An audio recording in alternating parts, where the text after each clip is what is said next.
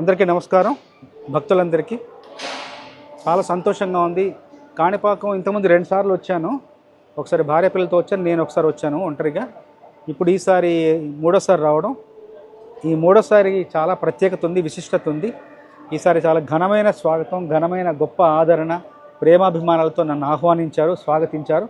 చాలా సంతోషం. ఇందుకు కారకులైన మన ఎమ్మెల్యే మురళి గారికి, మిత్రులు తేజో గారికి మనస్ఫూర్తిగా నా ధన్యవాదాలు తెలియజేసుకుంటున్నాను. చాలా ఏదో ఒక తెలియని స్పందన, గొప్ప అనుభూతి, అనిర్వచనీయమైన అనుభూతి కలిగింది. ఈసారి లోపల కాసేపు అలా గర్భగుడిలోకి ప్రవేశించిన తర్వాత ఆయన లీలలు, ఆయన గొప్పతనం అంతా చెప్తా ఉంటే మనసులో అంతా ఒక రకమైన భక్తిభావం ఉప్పొంగింది. నేను ఇప్పుడు అయ్యప్ప స్వామి మాలలో దీక్షలో ఉన్నాను. ఈ దీక్షలో క్షేత్ర దర్శనం ఒకసారి చేసుకోవాలన్నారు. నాకు కుదరలేదు. కానీ ఈరోజు ఈ కార్యక్రమం, వీళ్ళ కార్యక్రమానికి వచ్చాను కాలేజీకి. దాంతో మురళి గారు తీసుకొని వచ్చారు ఇక్కడికి. క్షేత్ర దర్శనం నాకు ఈ విధంగా వీళ్ళ ద్వారా సాధ్యమైంది. చాలా ఆనందంగా ఉంది. ఇప్పుడే అంతా అయిన తర్వాత, ఆశీర్వచనం అయిన తర్వాత కాణిపాకం గణపతి మీద ఏదైనా ఒక పాట రాయమని మనవాళ్ళు ఈవో గారు అడిగారు. నాకు వెంటనే నాలో ఒక మంచి స్పందన మొదలైంది. తప్పకుండా రాసిస్తాను.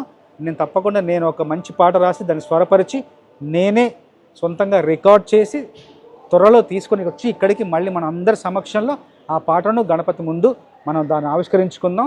ఆ పాట చిరకాలం ఈ దేవాలయంలో, ఈ ప్రాంగణంలో మోగాలి. నా వంతు, నేను భగవంతుడు నాకు ఇచ్చిన ఆశీర్వాదానికి నేనేదో నాకు కవిగా నేను చేయగలిగింది అదొకటే. నా పూజా కుసుమం, నా పాటలనే నా గేయ కుసుమాన్ని ఆయన పాదాల ముందు తప్పకుండా నేను ఉంచి ప్రార్థించాలని నా కోరికగా ఉంది.